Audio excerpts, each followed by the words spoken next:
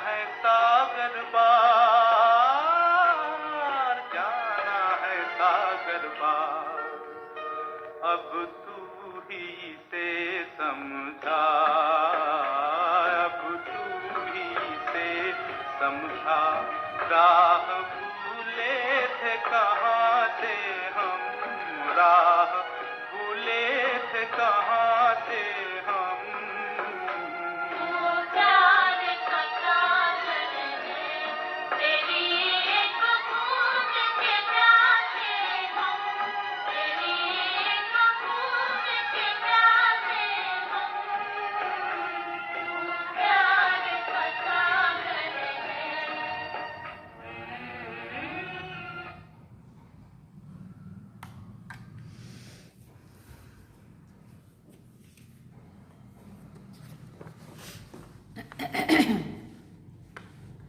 ओम शांति। बाबा good morning. आज बाबा के 4 जनवरी 2023 के महावाक्य हैं। बाबा ने सार में कहा, मीठे बच्चे, तुम मोती चुगने वाले हंस हो, तुम्हारी है हंस मंडली, तुम लकी सितारे हो, क्योंकि स्वयं ज्ञान सूर्य बाप तुम्हें सन्मुख पढ़ा रहे हैं। लकी सितारे हैं। क्यों लकी सितारे हैं? क्योंकि ज्ञान सूर्य परमात्मा सन्मुख आके हमें पढ़ा रहे हैं। बाबा ने प्रश्न पूछा, बाप ने सभी बच्चों को कौन सी रोशनी दी है जिससे पुरुषार्थ तीव्र हो गया? तो बाबा ने उत्तर में कहा, बाप ने रोशनी दी, बच्चे अब इस ड्रामा की अंत है, तुम्हें नई दुनिया में चलना है। ऐसे नहीं कि जो मिलना होगा वो मिलेगा। पुरुषार्थ है फर्स्ट। पवित्र बनकर औरों को पवित्र बनाना ये बहुत बड़ी सेवा है। ये रोशनी आते ही तुम बच्चों का पुरुषार्थ तीव्र हो गया। गीत सुना तो प्यार का सागर है, तेरी एक बूंद के प्यासे हम। ओम शांति। बच्चे जानते हैं कि प्यार का सागर, शांति का सागर, आनंद का सागर, बेहद का बाप सन्मुख बैठ हमको शिक्षा दे रहे हैं। कितने लकी सितारे हैं जिनको सन्मुख ज्ञान सूर्य बाप पढ़ा रहे हैं। अब जो बगुला मंडली थी वो हंस मंडली बन गई है। बगुला मंडली माना बुराइयों से भरे हुए, विकारों से भरी हुई क्या थी पहले? बगुला मंडली। अब वो हंस मंडली बन गई है। मोती चुगने लग गए हैं। जब हम बुराइयों में फंसे हुए रहते हैं तो कंकड़ पत्थर, दुर्गुण अवगुण जो भी कुछ है वो अगर ले रही है हम आत्माएं तो बगुला। और अगर हम अच्छाई की तरफ चल पड़ते हैं, संकल्पों में श्रेष्ठता, बोल में, व्यवहार में, वाणी में, कर्म में, सब में जब हम अच्छा कुछ सद्गुण, दिव्य गुण अपनाने लगते हैं तो समझो हम हंस मंडली बन गई। तो बाबा कहते जो बगुला मंडली थी वो हंस मंडली बन गई। मोती चुगने लग गए हैं। ये भाई बहन सब है हंस, इनको हंस मंडली भी कहा जाता है। कल्प पहले वाले ही इस समय, इस जन्म में एक दो को पहचानते हैं। रूहानी पारलौकिक माँ बाप और भाई बहन आपस में एक दो को पहचानते हैं। याद है कि 5000 वर्ष पहले भी हम आपस में इसी नाम रूप से मिले थे। याद है? पूछते बाबा। याद है 5000 वर्ष पहले भी हम इसी नाम रूप से और ऐसे मिले थे। ये तुम अभी कह सकते हो, फिर कभी भी कोई जन्म में ऐसे नहीं कह सकेंगे। जो भी ब्रह्मा कुमार कुमारी बनते हैं वही एक दो को पहचानेंगे। बाबा आप भी वही हो, हम आपके बच्चे भी वही हैं। हम भाई बहन फिर से अपने बाप से वर्षा लेते हैं। अभी बाप और बच्चे सन्मुख बैठे हैं, फिर ये नाम रूप आदि सब बदल जाएगा। सतयुग में लक्ष्मी नारायण ऐसे थोड़ी कहेंगे कि हम वही कल्प पहले वाले लक्ष्मी नारायण हैं। वह प्रजा थोड़ी कहेगी ये वही कल्प पहले वाले लक्ष्मी नारायण है। वहाँ किसी को याद थोड़ी होगा वो सारी चीज़। वहाँ सिर्फ वर्तमान में जिएंगे। नहीं, ये सिर्फ इस समय तुम बच्चे जानते हो। इस समय तुम बहुत कुछ जान जाते हो। पहले तो तुम कुछ नहीं जानते थे, मैं ही कल्प के संगम युगे आकर अपनी पहचान देता हूँ। ये सिर्फ बेहद का बाप ही कह सकते हैं। नई दुनिया की स्थापना तो पुरानी दुनिया का विनाश भी जरूर होना चाहिए। ये है दोनों का संगम युग। ये बहुत कल्याणकारी युग है। सतयुग को व कलयुग को कल्याणकारी नहीं कहेंगे। तुम्हारा ये अभी का जीवन अमूल्य गाया हुआ है। इसी जीवन में कौड़ी से हीरे जैसा बनना है। तुम बच्चे सच्चे सच्चे खुदाई खिदमतगार हो, ईश्वरीय सैल्वेशन आर्मी हो। ईश्वर आकर माया से तुमको लिबरेट करते हैं। तुम जानते हो कि हमको इन पर्टिकुलर और दुनिया को इन जनरल माया की जंजीरों से छुड़ाते हैं। बाबा कहते तुमको खास और दुनिया को आम दुनिया को माया की जंजीरों से छुड़ाते हैं। ये भी ड्रामा में नोंद है। अब बड़ाई किसको देवे? जिसकी एक्टिंग अच्छी होती है उनका नाम होता है ना। तो बड़ाई भी परमपिता परमात्मा को ही दी जाती है।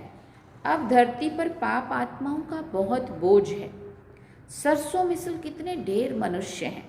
बाप आकर बोझ उतारते हैं, वहाँ तो कुछ लाख ही होते हैं। तो क्या 0.25% भी नहीं हुआ? तो इस ड्रामा को भी अच्छी रीति समझना है।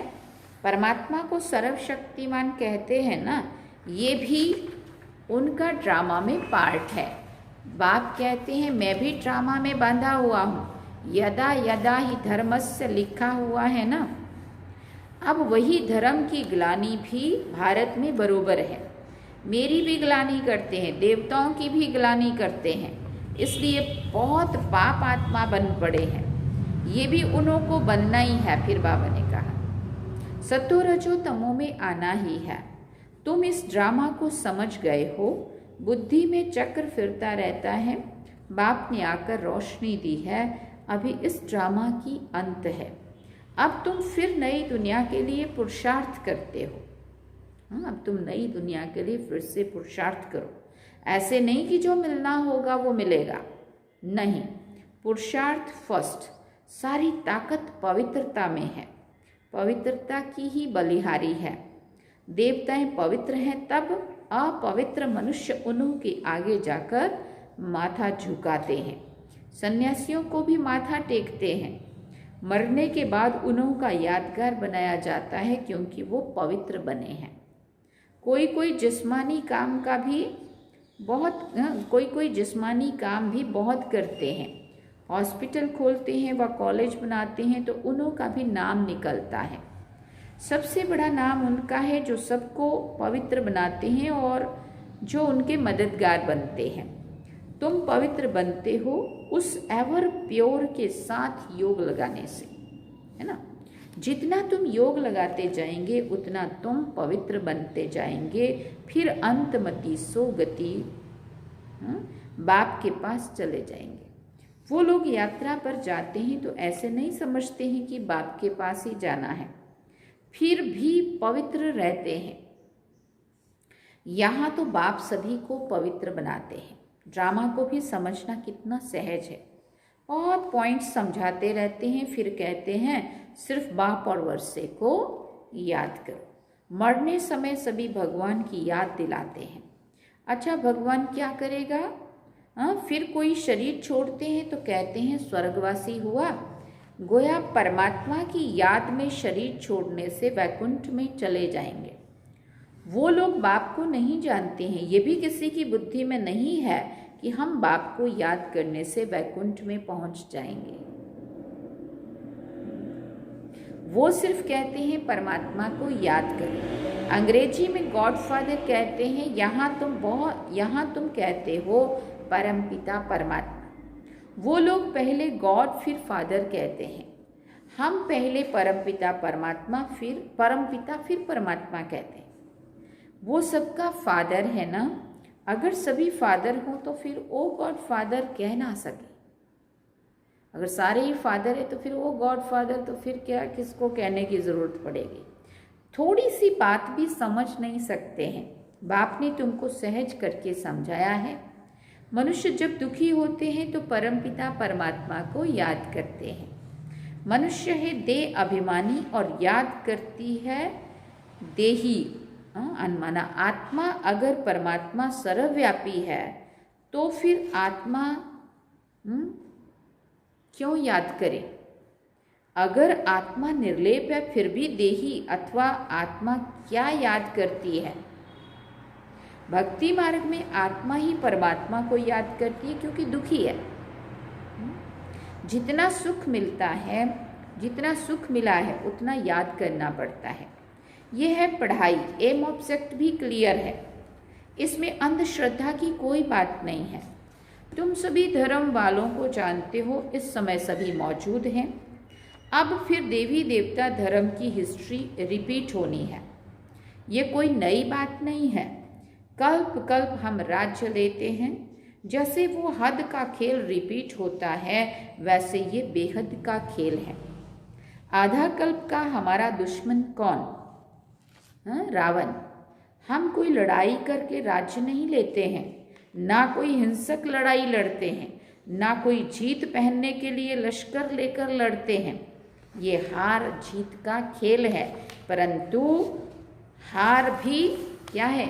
सूक्ष्म, माना दिखती तो नहीं है। माया से हार खाते वो भी सूक्ष्म, जीत पाते हैं वो भी सूक्ष्म। माया से हारे हार है, माया से जीते जीत है। मनुष्य ने माया के बदले मन अक्षर डाल दिया है तो उल्टा हो गया है। ये ड्रामा में खेल भी पहले से ही बना हुआ है। बाप खुद बैठ परिचय देते हैं। रचयिता को और कोई मनुष्य जानते ही नहीं है तो परिचय कैसे दे सकते हैं? रचयिता है एक बाप, बाकी हम सब हैं रचना। फिर बाबा ने कहा तो जरूर हमको राज्य भाग्य मिलना चाहिए।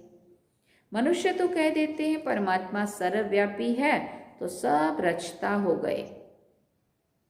रचना को ही उड़ा दिया है। कितने पत्थर बुद्धि दुखी हो गए हैं। सिर्फ अपनी महिमा करते हैं कि हम वैष्णव हैं, गोया हम आधा देवता हैं। समझते हैं देवताएं वैष्णव थे। वास्तव में वेजिटेरियन का मुख्य अर्थ है अहिंसा परमो धर्म।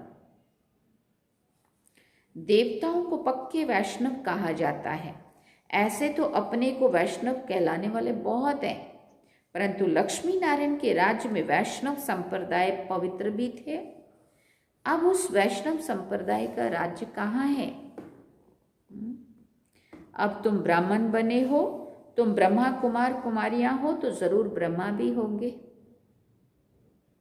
तभी तो नाम रखा हुआ है शिववंशी प्रजापिता ब्रह्मा की औलाद।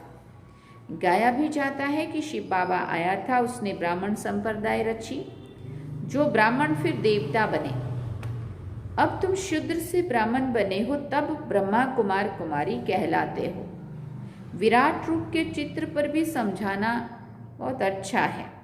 विष्णु का ही विराट रूप दिखाया है। विष्णु और उनकी राजधानी ही विराट चक्र में आते हैं।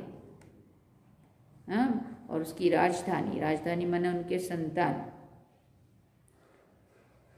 ये सब बाबा के विचार चलते हैं। तुम भी विचार सागर मंथन की प्रैक्टिस करेंगे तो रात्रि को भी नींद नहीं आएगी। नींद कब आती है? जब हम व्यर्थ में और नकारात्मक में, व्यर्थ में सोच सोच के भारी हो जाते हैं तो सुस्ती आने लगती है ना। यही चिंतन चलता रहेगा। सुबह को उठकर धंधे आदि में लग जाएंगे। कहते हैं सुबह का साईं बेड़ा बनने लाई। तुम भी किसी को बैठ समझाएंगे तो कहेंगे ओफो, ये तो हमको मनुष्य से देवता, बेगर से प्रिंस बनाने आए हैं। पहले अलौकिक सेवा करनी चाहिए, स्थूल सर्विस बाद में। शौक होना चाहिए। खास माताएं बहुत अच्छी रीति सर्विस कर सकती हैं। माताओं को कोई धिक्कारेंगे नहीं। सब्जी वाले, अनाज वाले, नौकर आदि सबको समझाना है। कितने लोग होम मिनिस्टर के कांटेक्ट में, माताओं के कांटेक्ट में होते हैं। घर में काम वाली आएगी, दूध वाला आएगा, सब्जी वाला आएगा, है ना। जो भी नौकर होंगे तो उन सभी को समझाना है। कोई रह ना जाए जो उला ना दे। सर्विस में दिल की सच्चाई चाहिए, बाप से पूरा योग चाहिए, तब धारणा हो सके। वखर भरकर फिर पोर्ट पर स्टीमर डिलीवरी करने जाएं। बाबा कहते सामग्री भर के और फिर पोर्ट पर जाते हैं ना स्टीमर डिलीवरी करने के लिए, तो बाबा कहते माल भरो, बाबा से लो और सभी को बांटो जाके।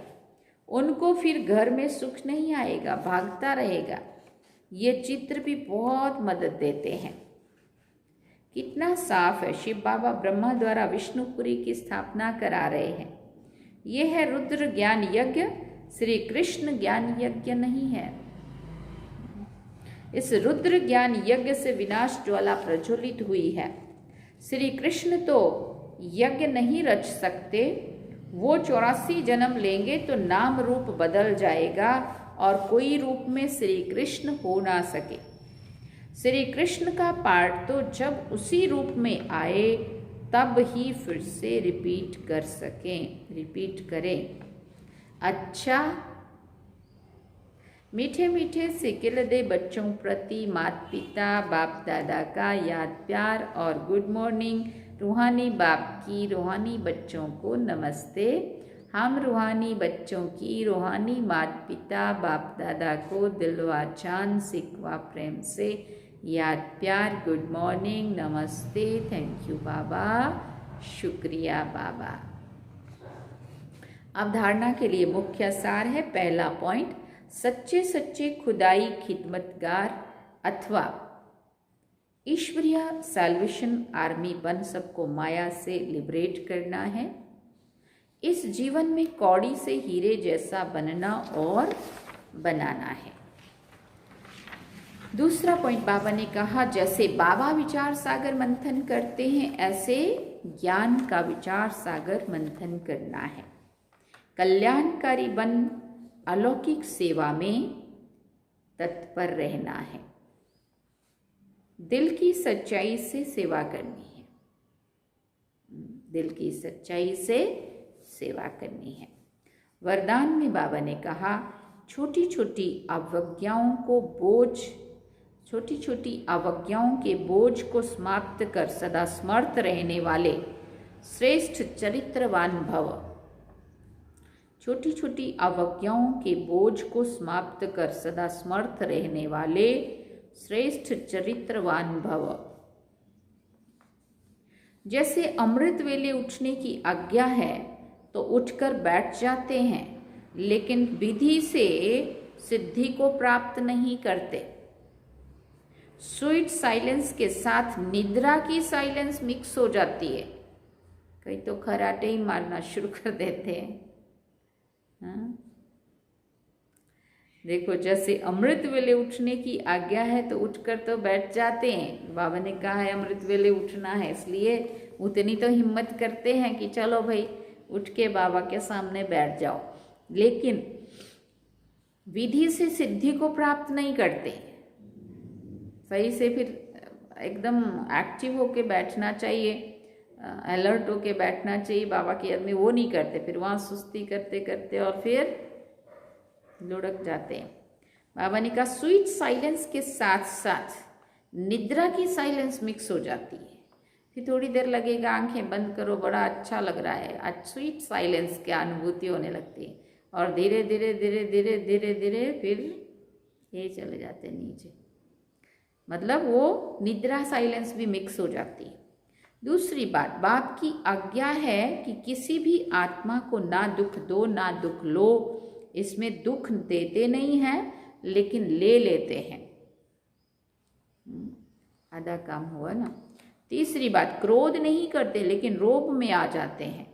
ऐसी छोटी छोटी अवज्ञाएं मन को भारी कर देती है, और जब इन बातों से मन भारी हो जाता है ना, तो फिर आत्मा भारी हो जाती है, तो फिर बोझ जो आत्मा मन पे है वो उड़ नहीं सकता। अब इन्हें समाप्त कर आज्ञाकारी चरित्र का चित्र बनाओ, तब कहेंगे सदा समर्थ चरित्रवान आत्मा भव। तो क्या करो, अब इन्हें समाप्त कर आज्ञाकारी चरित्र का चित्र बनाओ, तब कहेंगे सदा समर्थ चरित्रवान आत्मा भव। स्लोगन में बाबा ने कहा, सम्मान मांगने की बजाय सबको सम्मान दो तो सबका सम्मान मिलता रहेगा।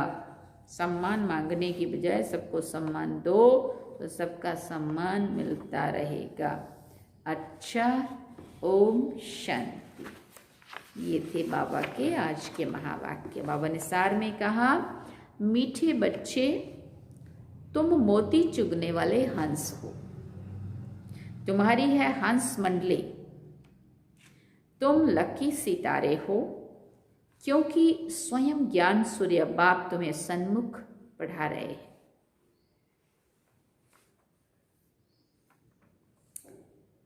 गीत सुना तो प्यार का सागर है, तेरी एक बूंद के प्यासे हम। तो ये सुने हमने बाबा के आज के महावाक्य। अब हम बाबा को याद करेंगे। चलिए बाबा की याद।